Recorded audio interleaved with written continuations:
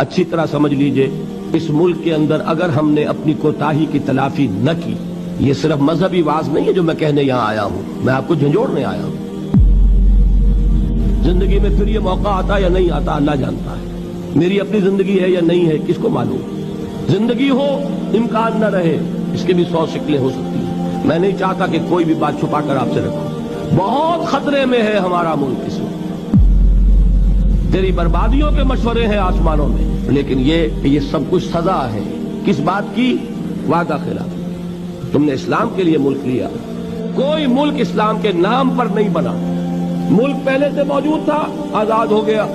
पाकिस्तान तो मौजूद नहीं था पहले। वाहिद मुल्क है पूरी दुनिया में जो इस्लाम के नाम पर असर नौ बना है। लिहाजा वहां वादा खिलाफी जो होगी उसकी सजा बहुत सख्त होगी।